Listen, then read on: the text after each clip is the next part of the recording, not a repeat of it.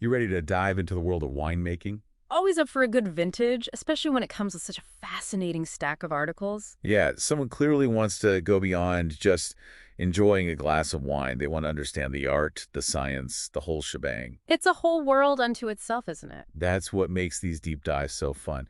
So we've got articles here all about ecology, what it takes to be an ecologist.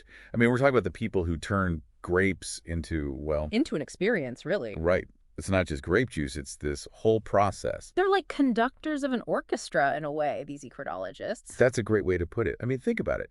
You've got the vineyard, the grapes, the fermentation, the aging. And they're making decisions every step of the way, shaping the final product. Exactly. And the articles you sent over, they don't just scratch the surface. They dive into the nitty-gritty, The science, the artistry. supervising workers, ensuring quality, even the business side. Like, how do you classify and value wines?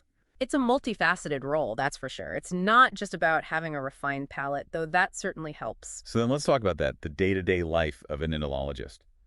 Are we talking vineyards, labs, fancy tasting rooms? What's the reality? Picture this. You're out in the vineyard before sunrise, checking on the grapes, monitoring their ripeness. And then, Maybe you're in the lab, analyzing sugar levels, acidity, making crucial decisions that will affect the entire vintage. whoa, so it's not all swirling and sniffing, huh? There's some of that, of course, but it's a lot more hands-on, a lot more demanding than people might realize. And I imagine no to a 2 days are the same, right? Especially with the way the wine industry is constantly evolving. Absolutely. Consumers are becoming more discerning. You've got trends like organic and biodynamic wines, sustainability concerns. It's like every bottle tells a story now, right? And enologists are the storytellers. They're finding ways to meet these new demands while staying true to the essence of winemaking. It's a fascinating dance between tradition and innovation. It sounds both challenging and incredibly rewarding. On one hand, you're dealing with Mother Nature, which, as we know, can be unpredictable. But then, on the other hand, you're crafting something truly special. It's that duality that makes Oenology so captivating. So then let's get real about the challenges. I mean, the guide you sent over, it doesn't shy away from the demanding aspects of this career path. Long hours are a given, especially during harvest season when time is of the essence. And it's physical work, right? You're on your feet, outdoors, often in challenging weather conditions. So you need stamina, both physical and mental. Absolutely. And then there's the competition. This is a highly sought-after field, so landing a coveted position and then carving out a successful career path requires a unique blend of skills, knowledge, and a touch of entrepreneurial spirit. Okay, so we've established it's not all vineyard picnics and cellar tastings. There's some serious grit involved. That's for sure. But for those who are truly passionate about wine, those challenges are more than outweighed by the rewards. So if someone's listening to this and thinking, this is it, this is the life for me, where do they even begin? What does a typical immunology career path look like? Well, a solid foundation in science is definitely essential.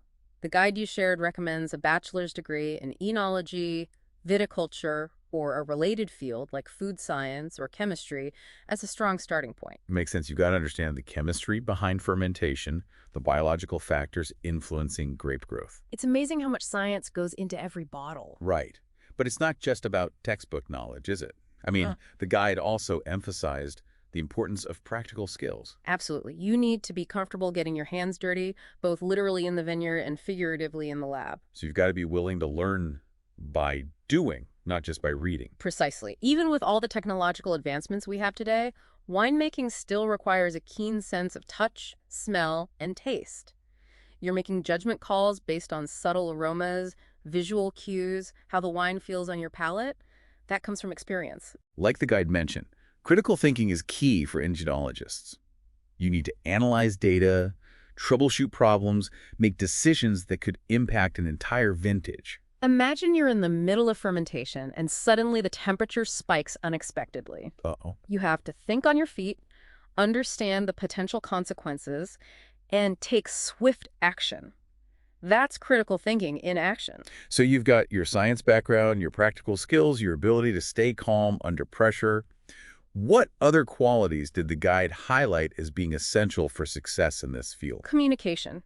Oenologists don't work in isolation. They're constantly interacting with a diverse group of people, vineyard workers, sommeliers, potential investors. So you need to be able to explain complex concepts in a way that's clear and engaging. Exactly. And you need to build strong relationships. A successful entomologist is not only a master of their craft, but also a skilled communicator, a collaborator, and often a bit of an entrepreneur. Because ultimately you have to sell those wines. Right. Exactly. You have to understand the market, navigate the complexities of the industry, and maybe even build your own brand. It sounds like there's a lot more to unpack when it comes to building that competitive edge in the world of immunology. So let's dive a bit deeper into the specific career stages outlined in this material you've shared. Let's do it. We'll uncork those details next. And trust me, the path from aspiring immunologist to seasoned professional is full of twists and turns. So you've got this shiny new immunology degree. You're ready to take on the world of winemaking. What's next? I'm guessing it's not as simple as just strolling into a winery and saying, hey, hire me. You're right. It's definitely not a cakewalk. Right. So no skipping the line for these aspiring immunologists. Definitely not. It's like any craft, you got to earn your stripes. The guide actually breaks down a pretty typical career trajectory, starting with, you guessed it, assistant immunologist. Okay, so this is like the apprenticeship, right? You're learning the ropes from the masters. Exactly. It's all about hands-on experience, shadowing seasoned immunologists, getting a feel for every single step of the process. And probably putting in some long hours. Yeah, definitely long hours, especially in those early years. But I imagine it's exciting too, right? Finally getting to apply all that knowledge you gained in school. Totally. One of the articles actually quotes an assistant immunologist describing their experience as being like a sponge, just soaking up knowledge everywhere they go. I love that. But it's got to be more than just following instructions, right? At some point, you need to develop your own instincts, your own palate. You're so right. The guide even called it a sixth sense, this ability to just sense when something is right or wrong with the wine. Oh, interesting. Like you can just tell by the aroma, the color, even the way it feels in your mouth. Exactly. And that only comes with experience, from years of working with grapes and wine. So you're working your way up, you're honing your skills, and then what? What's the next rung on this wine ladder? Well, as you gain experience and confidence, you typically move into a junior immunologist role.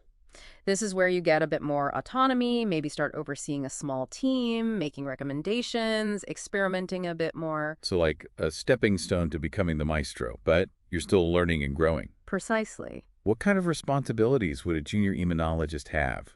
The guide mentioned anything specific. It does. There's an interesting example about a junior enologist who was actually tasked with revitalizing this struggling vineyard. They had to really get their hands dirty, analyzing the soil, testing out different grape varietals. Talk about a challenge. Right. But the guide says, in the end, they actually managed to turn things around and even created this award-winning wine. That's amazing. So clearly, you can make a real impact even early in your career as an immunologist. But let's say you've got your sights set on the top.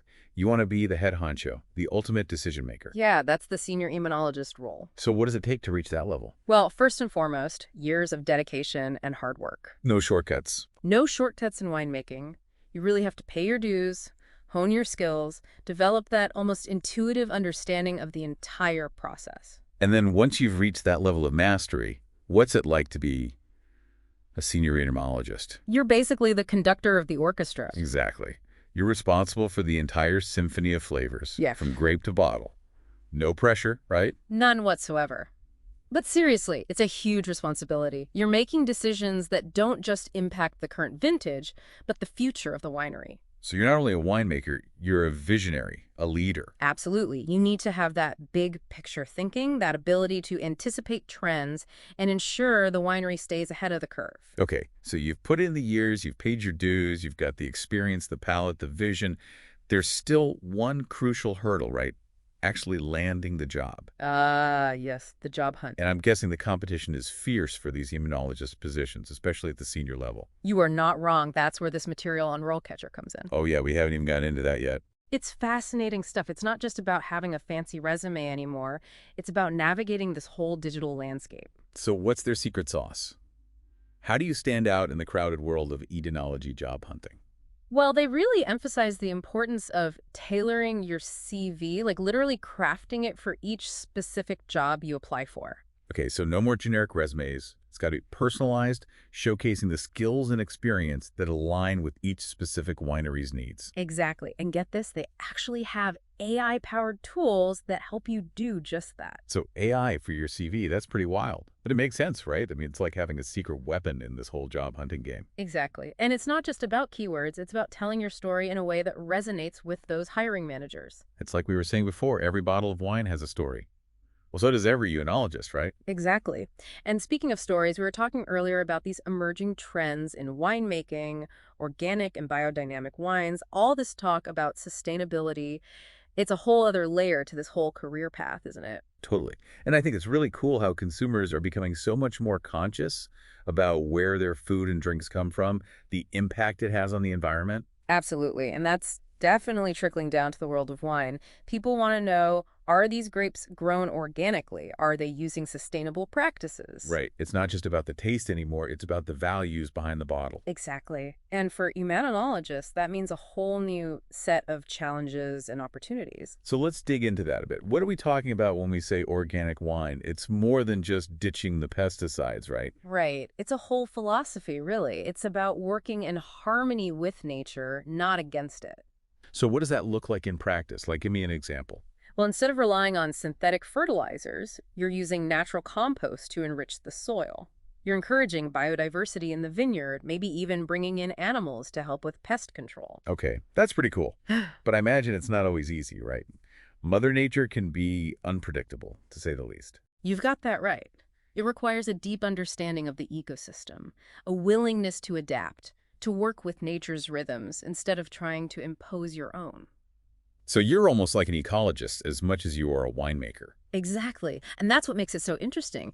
Oenologists are having to expand their skill sets, draw on ancient wisdom, even look to indigenous traditions for inspiration. And then we've got biodynamic winemaking, which takes things even further, right? That one always kind of throws me for a loop. Yeah, biodynamics can be a bit out there for some people. It's a holistic approach that views the vineyard as this living organism interconnected with the cosmos. Okay, so we're talking lunar cycles, astrological influences. You got it. They use these special preparations made from herbs and minerals timed with those cycles to enhance the soil, to basically strengthen the vine's immune systems. I'm not gonna lie, it sounds a little mystical to me, but hey, if it works, right?